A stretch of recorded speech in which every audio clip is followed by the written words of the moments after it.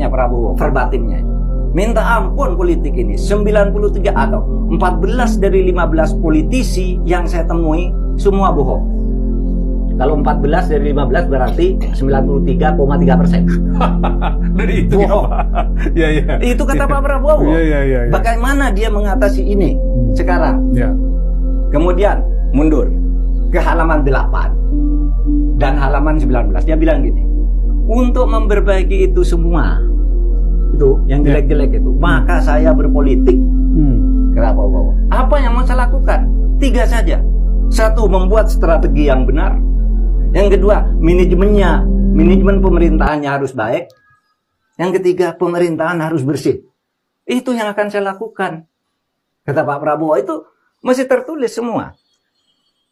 Bahkan dia kemudian marah-marah ya di halaman 111. Demokrasi kita ini mau diperkosa dan bahkan sudah diperkosa. Kita sekarang butuh pendekar demokrasi di negeri ini. Makanya saya berpolitik. Saya catat Pak, butuh pendekar demokrasi. Butuh pendekar demokrasi di negeri ini ini. penting, saya mau tanyakan ke Bapak nanti ini. Kemudian dikatakan demokrasi sudah dirusak oleh politik uang. Ini kata Pak Prabowo nih, di bukunya nih, halaman 111 tadi. Saudara, kata dia, demokrasi adalah sistemnya orang beradab. Oleh sebab itu, kalau demokrasi diselewengkan atau dicurangi, kita tak perlu lagi sopan terhadap orang yang anti demokrasi itu. Itu ditulis oleh Pak Prabowo. Jadi hatam bukunya Prabowo. Harusnya yang ngeritik-ngeritik perjalanan demokrasi itu harus dihormati karena ini menjalankan dengan maunya, sopan tadi. Menjalankan maunya Pak Prabowo dalam hal demokrasi. Pak Prabowo. Lalu masih ada lagi.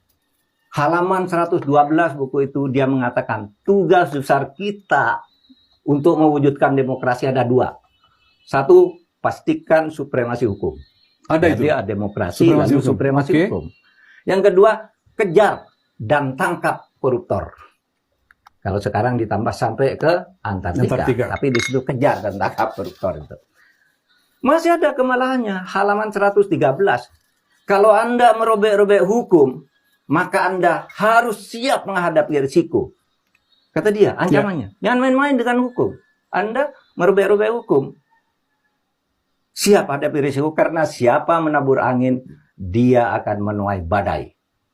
Itu mengutip bukunya dulu. Suroyo Sugianto ya, di pertengahan Orde Baru. Ketika kita masih mahasiswa gitu kan ada buku itu yang heboh. Judulnya siapa menabur angin, dia akan menuai badai gitu ya. Lalu masih halaman 114, dia bilang gini, negara yang tidak mampu mengatasi korupsi di pemerintahannya akan bubar. Kan sering toh yang sering kita katakan di podcast ini. Negara tanpa hukum nunggu waktu untuk bubar. Oleh sebab itu agar tidak bubar, mari kita perbaiki bersama-sama. Kan begitu. Jangan yang ngeritik itu lalu dianggap musuh. Ini semua mau memperbaiki. Bahkan ya halaman 117. Koruptor tidak boleh melanglang buana. Tidak boleh berkentayangan bebas. Tidak. Ditulis kata tidak gitu dengan titik sendiri. Tidak. Kita harus dorong penegak hukum untuk mengejar mereka sampai ke ujung dunia.